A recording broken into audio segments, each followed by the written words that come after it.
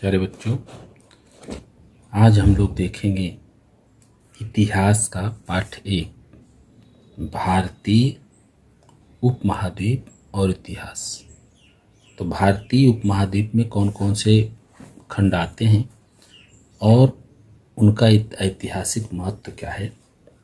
Number 1, इतिहास का निर्माण और भौगोलिक विशेषताएं। भारत की भौगोलिक विशेषताएं। भारतीय उपमहाद्वीप में क्या क्या आते हैं, कौन कौन से भूखंड आते हैं, कैसे कैसे भारतीय उपमहाद्वीप की संरचना है। तो ये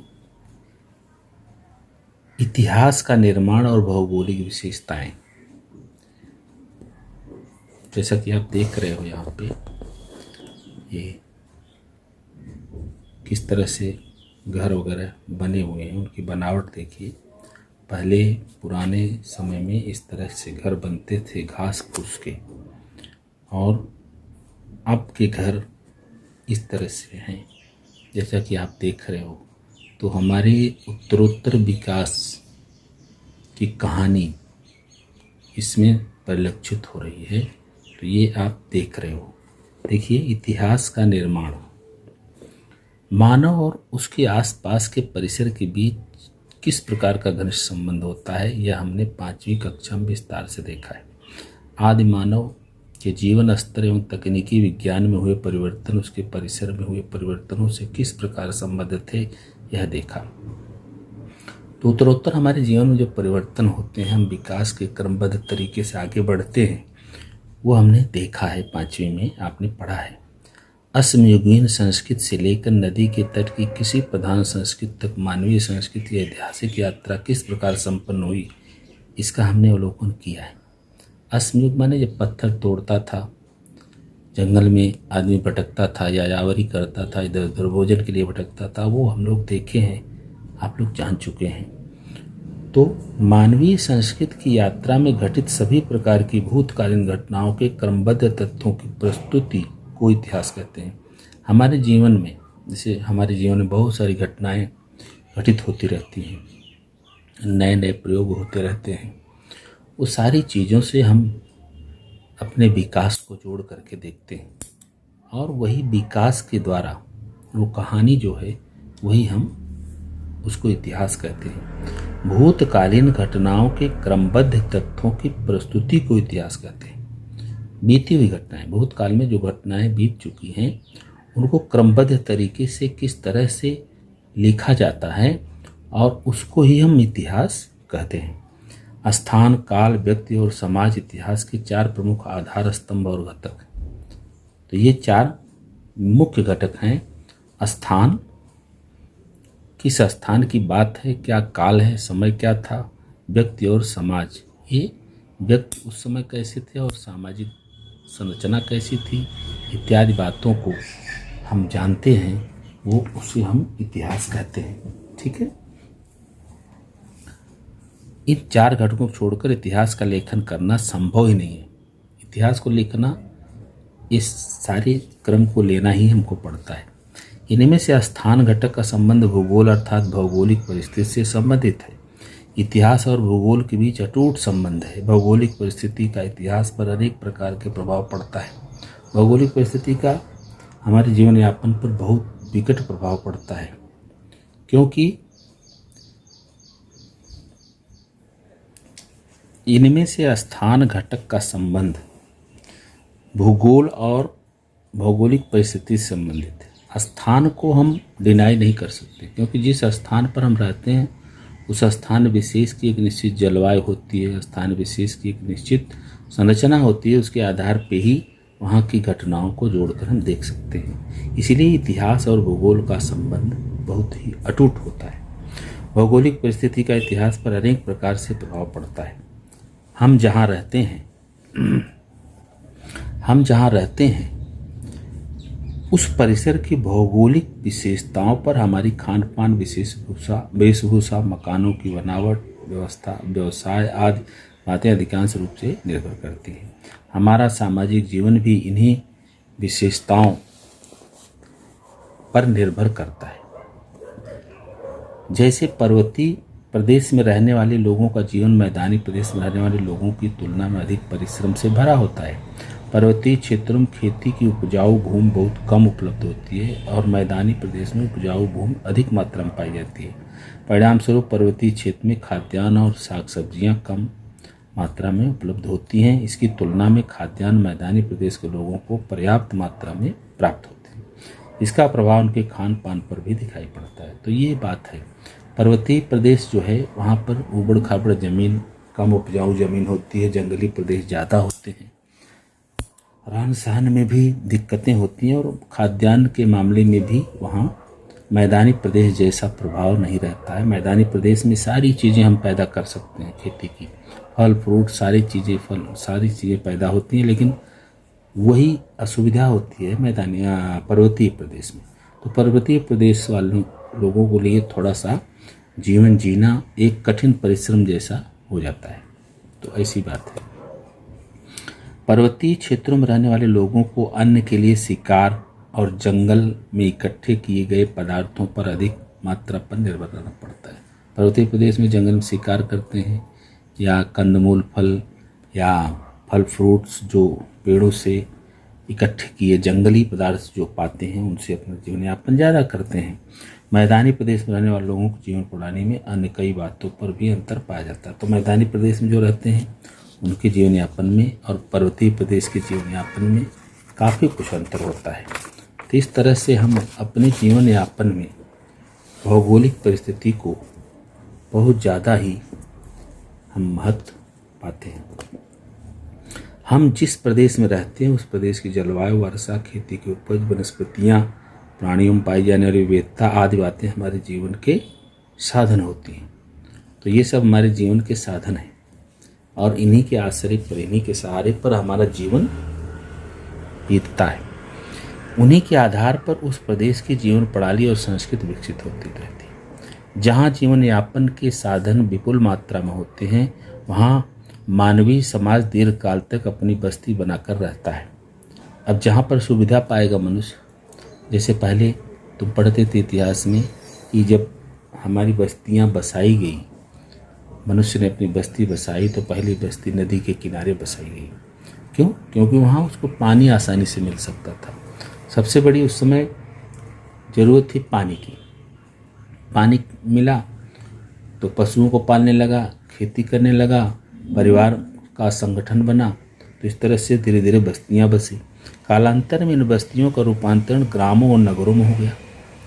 पर्यावरण का ह्रास, अकाल, आक्रमण, अन्य कारणों से जीवन साधनों का अभाव अनुभव होता है तो लोग गांव छोड़कर जाने को बाध्य हो जाते हैं। जब वहाँ पर जहाँ पर हम लोग रहते हैं या मनुष्य जहाँ पर रहता है वहाँ पर तमाम तरह के प्राकृतिक अकाल, युद्ध जैसी स्थिति होती है या अन्य कोई कारण होता है तो लोग गांव छोड़ने पर बाध्य हो जाते हैं। गांव, बस्तियां, नगर उजड़ जाते हैं। इतिहास में ऐसी अनेक घटनाओं का घटित होना दिखाई देता है। इससे यह स्पष्ट होता है इतिहास और भूगोल के बीच अटूट संबंध है। तो ये स्पष्ट है कि इतिहास और भूगोल के बीच में अटूट संबंध है, क्योंकि ये सब के कारण हमारे जीवन यापन में बदलाव आते हैं, परिवर्तन आता है। भारत की भौगोलिक विशेषताएं। हमारे भारत देश का विस्तार बहुत विशाल है। उसकी उत्तर दिशा में हिमालय पर्वत है, पूर्व दिशा में बंगाल की खाड़ी, पश्चिम दिशा में अरब सागर और दक्षिण दिशा में हिंद महासागर है। भारत के अंडमान निकोबार लक्षद्वीप को छोड़कर शेष भू प्रदेश भौगोलिक दृष्टि से अखंडित है।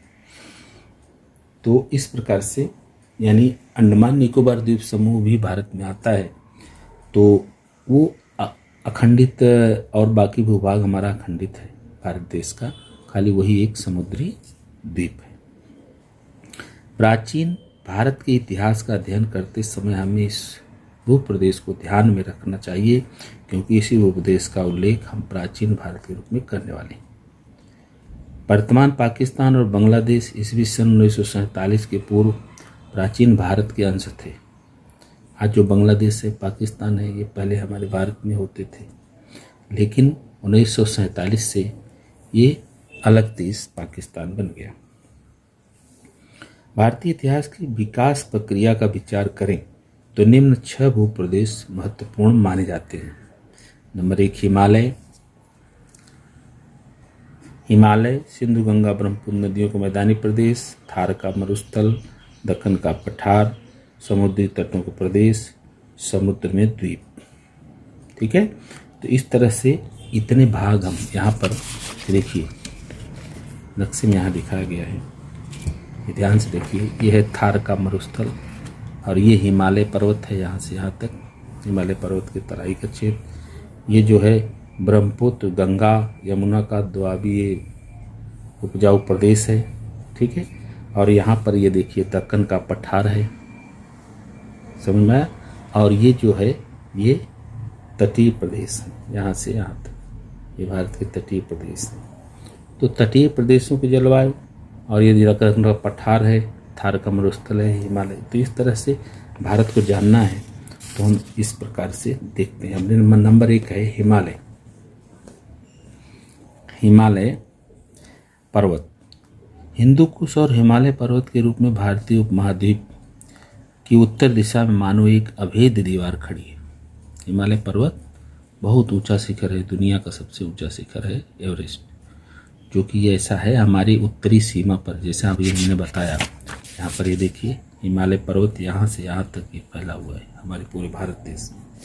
तो ये हमारे उत्तरी सीमा का एक अभेद्य दीवार है। इस दीवार के कारण भारतीय उपमहाद्वीप मध्य एशिया के मरुस्थल से अलग हो गया। मध्य एशिया का मरुस्थल से इसी पर्वत के कारण हमारा देश अलग हुआ है। परंतु हिमालय पर्वत के खैबर और बोलन दर्रे में से एक व्यापारिक सड़क जाती है। यह सड़क मध्य एशिया से गुजरने वाले प्राचीन व्यापारिक मार्ग से जोड़ी गई है। चीन से लेकर एवं मध्य एशिया होकर अरब प्रदेश तक पहुंचने वाला यह व्यापारिक मार्ग रेशम मार्ग के रूप में जाना जाता है। इसको रेशमी मार्ग बोलते हैं, क्योंकि इस मार्ग द्वारा पश्चिमी देशों में भेजे जाने वाले माल में रेशम प्रमुख वस्तु थी। इन्हीं दर्रों में से आने वाले मार्ग से अनेक विदेशी आक्रमणकारियों ने प्राचीन भारत में प्रवेश किया। अनेक विदेशी यात्री भी इसी मार्ग द्वारा भारत में आए। ठीक है, ये देखिए यहाँ पर दिया हुआ है। तो ये पर्वत के कारण यहाँ की पूरी क्षेत्र जो है वहाँ से कोई भी मार्ग नहीं है। यहाँ पर एक देख रहे हैं, ये देखो खैबर दर्रा, ये देख रहे हैं खैबर दर्रा, यहाँ से ही एक सकरा मार्ग है और एक है यहाँ पर बोलन दर्रा। ये तो यहाँ से 2 जगह से सड़कें आती थी हमारे देश में। इसी से व्यापारी आते थे जाते थे और इसी को रेशमी मार्ग कहा गया। ठीक है, तो यहाँ से ही 2 स्थानों से ही सड़कें आई थी जिससे हमारा व्यापार भारत से होता। और इधर तो ये बहुत ही ऊंचा प्रदेश है, पर्वतीय प्रदेश है, यहाँ से आना जाना संभव नहीं है। तो इसलिए 2 दर्रे थे जिससे मार्ग बनाए गए। अभी है गंगा ब्रह्मपुत्र नदियों का मैदानी प्रदेश। यह मैदानी प्रदेश 3 बड़ी नदियों सिंधु गंगा और ब्रह्मपुत्र और सहायक नदियों द्वारा घाटियों से बना हुआ है। यह प्रदेश पश्चिम में सिंध पंजाब से लेकर पूर्व में बंगाल तक फैला हुआ है। इसी प्रदेश में भारत की अति प्राचीन नगरीय हड़प्पा संस्कृति और पश्चात प्राचीन गणतांत्रिक राज्यों का साम्राज्यों को उदय हुआ। तो ये जो है ये सिंधु गंगा और ब्रह्मपुत्र नदियों का मैदानी प्रदेश। ये देखिए यहाँ पर ये गंगा है, गंगा का मैदानी, ब्रह्मपुत्र है और यहाँ पे ये सिंधु नदी है। तो यहाँ इसी स्थान पे जो है वो हड़प्पा संस्कृति का उदय हुआ। यहाँ पे मैंने पिछले पार्ट में अगले पार्ट में मैंने बताया था, पीछे भी तुमने 5वीं में भी देखा होगा। तो इस तरह से प्राचीन संस्कृतियाँ यहाँ पर उदय ये बताया जा रहा है। अभी देखिए अफ्रीका महाद्वीप सहारा मरुस्थल संसार का सबसे बड़ा मरुस्थल है जो अफ्रीका में है। सहारा मरुस्थल माने वहाँ पर रेतीले मैदान होते हैं, हवाएं तेज चलती हैं, कुछ पैदावार नहीं होती है। अभी थार का मरुस्थल राजस्थान, हरियाणा, गुजरात के कुछ क्षेत्रों में फैला हुआ है। यह मरुस्थल का कुछ क्षेत्र वर्तमान पाकिस्तान में भी व्याप्त है। इसके उत्तर में सतलज नदी, पूर्व में अरावली पर्वत की श्रेणियाँ, दक्षिण में कच्छ का रण, पश्चिम में सिंधु नदी है।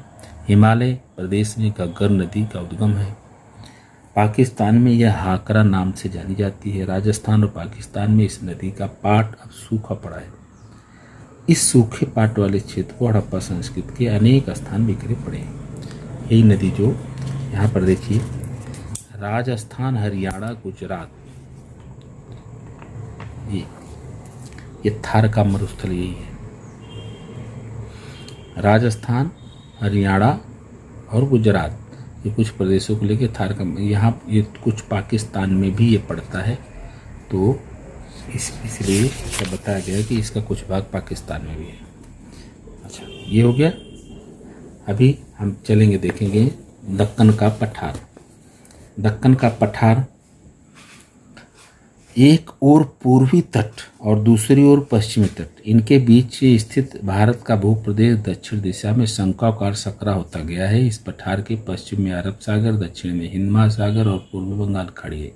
इन तीन ओर से पानी से घिरा यह भूभाग समुद्र में किसी पर्वत की त्रिकोणीय चोटी के समान दिखाई देता है।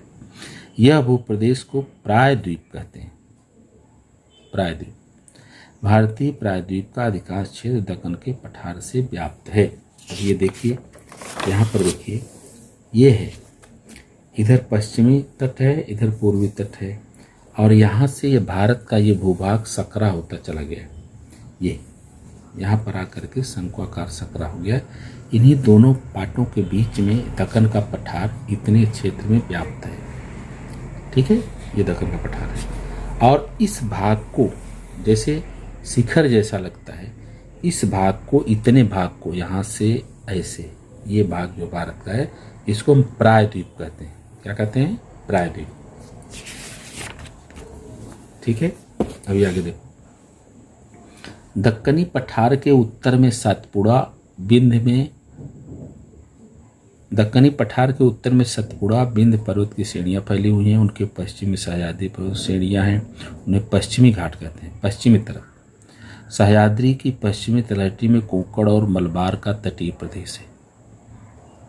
दक्कन पठार के पूर्व में स्थित पर्वतों को पूर्व घाट कहते हैं।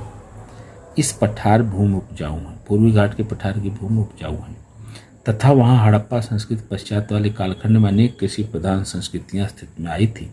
मौर्य साम्राज्य प्राचीन भारत का सबसे बड़ा साम्राज्य था और इस साम्राज्य में दक्कन का पठार समावेश था। मौर्य साम्राज्य के बाद भी यहाँ अनेक छोटे बड़े साम्राज्य अस्तित्व में आए और नष्ट हुए। यही चीज़ जो हमने बताया, यहाँ पर मौर्य साम्राज्य का जो है यहाँ तक फैला हुआ था। और ये कोंकण प्रदेश है और इधर की जमीन बहुत उपजाऊ है।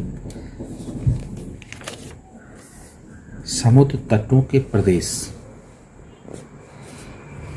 प्राचीन भारत में हड़प्पा संस्कृति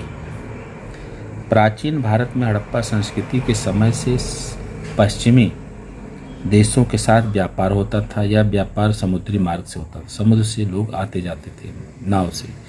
परिणाम स्वरूप भारत के समुद्री बंदरगाहों से विदेशी संस्कृतियों लोगों के साथ भारत का संपर्क और लेन देन होता था। कालांतर में सड़क मार्ग से भी व्यापार और संचार प्रारंभ हुआ, फिर भी समुद्री मार्ग का महत्व बना रहा। माने सड़क के द्वारा भी, जैसे मैंने बताया, खैबर दर्रा, बोलन दर्रा से सड़क से द्वारा लोग आते जाते थे, लेकिन समुद्री मार्ग का अपना महत्व है। समुद्री मार्ग भी चालू था। समुद्र में स्थित द्वीप। समुद्र में कौन कौन से द्वीप हैं? बंगाल की खाड़ी में स्थित अंडमान और निकोबार भारतीय द्वीप हैं। साथ ही भारतीय द्वीपों का समूह लक्षद्वीप अरब सागर में स्थित है। प्राचीन समय में चलने वाली समुद्री व्यापारी इन द्वीपों का महत्व रहा होगा। Periplus of the Erythraean Sea, अर्थात लाल सागर की जानकारी। तो यहाँ देखिए, ये ध्यान से देखिए, ये हमारा देश है, भारत देश। ठीक है, हिमालय, थार का मरुस्थल, दक्कन का पठार, और यहाँ पर ये देखिए अंडमान निकोबार द्वीप समूह है। ये द्वीप समूह छोटा छोटा अखंडित भाग है, छोटे छोटे भूखंड हैं। इनको सबको मिलाकर के अंडमान निकोबार द्वीप समूह बोलते हैं। ये भी हमारे भारत देश में ही है।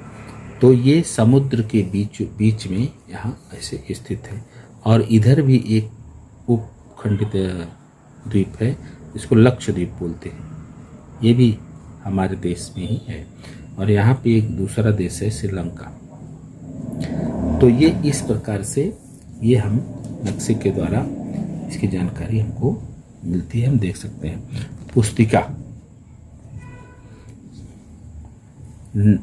पुस्तिका नामक पुस्तक में भारतीय द्वीपों का उल्लेख मिलता है। यह पुस्तक एक अनाम ग्रीक नाविक द्वारा लिखी गई है। अनाम ग्रीक नाविक, ग्रीक का एक नाविक था, उसने पुस्तिका नामक एक ग्रंथ लिखा, उसमें ये सब जानकारी दी गई है।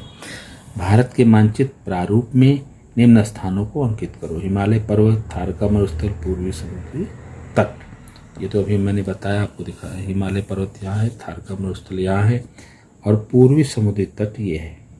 ठीक है, तो इस तरह से भारतीय उपमहाद्वीप हड़प्पा और मोहनजोदड़ो नगर वर्तमान पाकिस्तान में है। अफगानिस्तान, पाकिस्तान, नेपाल, भूटान, बांग्लादेश, श्रीलंका और हमारा भारत देश मिलकर बना हुआ संपूर्ण भूभाग दक्षिण एशिया से जाना जाता है। ये सबको दक्षिण एशिया से पहचानते हैं। इस भूभाग में भारत देश के विस्तार और महत्व को ध्यान में रखते हुए इस भूप्रदेश को भारतीय उपमहाद्वीप भी कहते हैं। कौन कौन देश? देख लीजिए फिर से, अफगानिस्तान, पाकिस्तान, नेपाल, भूटान, बांग्लादेश, श्रीलंका, ये सब मिल करके दक्षिण इसको भारतीय उपमहाद्वीप कहते हैं। ठीक है।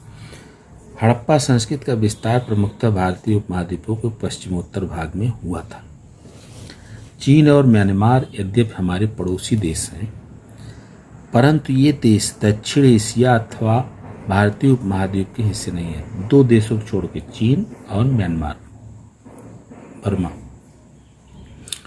फिर भी इन देशों के प्राचीन भारत के साथ ऐतिहासिक संबंध रहे हैं। प्राचीन भारत के इतिहास के अध्ययन में इन देशों का महत्वपूर्ण स्थान है। तो ये हो गया पाठ। अभी आप उत्तर देख लीजिए। इतिहास किसे कहते हैं? ये है, यहाँ से यहाँ तक लिखो। पेज 1 पर है। यहाँ से भूतकालीन घटनाओं के क्रमबद्ध तथ्यों की प्रस्तुति को इतिहास कहते हैं। यहाँ से, ठीक है। यहाँ तक। दूसरा, मानवीय समाज दीर्घ काल तक अपनी बस्ती कहाँ बसाता था। ठीक है। देखिए पेज 2, जहाँ जीवन यापन के साधन विपुल मात्रा में होते हैं वहाँ मानवीय समाज दीर्घ काल तक अपनी बस्ती बनाकर रहता है। यहाँ से यहाँ तक, जहाँ से रहता है। ठीक है। अभी नेक्स्ट, पर्वतीय क्षेत्र में रहने वाले लोगों को अन्न के लिए प्रमुख रूप से किस पर निर्भर रहना पड़ता है? पर्वतीय क्षेत्र में जो लोग रहते हैं उनको अन्न के लिए किस पर निर्भर रहना पड़ता है? ये देखो यहाँ पर है, पर्वतीय क्षेत्रों में रहने वाले लोगों को, पेज 1 पर ही है, 1 पर।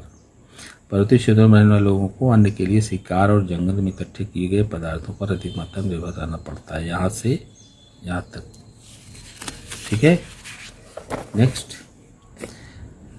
भारत की सबसे प्राचीन नगरीय संस्कृति कौन सी है? भारत की सबसे प्राचीन नगरीय संस्कृति कौन सी है? अभी मैंने बताया था आपको ना। ये देखिए, इसी प्रदेश में भारत की अति प्राचीन नगरीय संस्कृति और उसके पश्चात प्राचीन गणतंत्र साम्राज्य को। तो ये प्राचीन नगरी भारत की कहाँ से? मैंने बताया था, अभी नक्शे में आपको दिखाया था। ये देखो, यह मैदानी प्रदेश 3 बड़ी नदियों सिंधु, गंगा और ब्रह्मपुत्र आदि सहायक नदियों घाटी बना है। यह प्रदेश पश्चिम सिंध, पंजाब से लेकर पूर्व में वर्तमान बांग्लादेश तक फैला हुआ है। इसी प्रदेश में अति प्राचीन नदी, यहाँ से लिखो, यहाँ से पश्चिम में सिंध और पंजाब से लेकर, यहाँ से पश्चिम में सिंध और पंजाब से लेकर पूर्व में वर्तमान बांग्लादेश तक यह फैला हुआ है। इसी प्रदेश में भारतीय संस्कृति है, यहाँ तक लिख सकते हैं। नेक्स्ट, मानव का सामाजिक जीवन किन बातों पर अवलंबित रहता है? मानव का सामाजिक जीवन किन बातों पर अवलंबित रहता है? ये देखिए यहाँ है, हम जहाँ रहते हैं उस परिसर की भौगोलिक विशेषताओं पर हमारी खान पान, वेशभूषा, मकानों की बनावट, व्यवसाय आदि बातें अधिकांश रूप से निर्भर रहती है। यहाँ से यहाँ तक, ठीक है, यहाँ से यहाँ तक। नेक्स्ट, हम जहाँ रहते हैं उस प्रदेश की कौन सी बातें हमारे जीवन पर, वही बात हो गया, प्रश्न वही है, वहाँ की खान पान, वेशभूषा, मकानों की बनावट, ये उस पर निर्भर करता है, वही प्रश्न है। किस प्रदेश को भारतीय उपमहाद्वीप कहते हैं?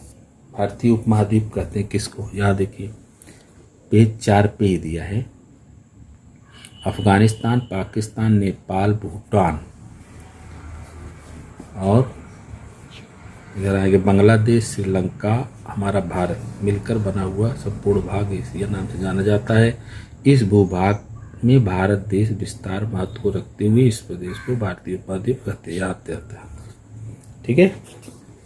अच्छा, कारण लिखो, इतिहास और भूगोल का संबंध अटूट होता है। अभी मैंने बताया आपको समझाते समय, यहाँ से देखिए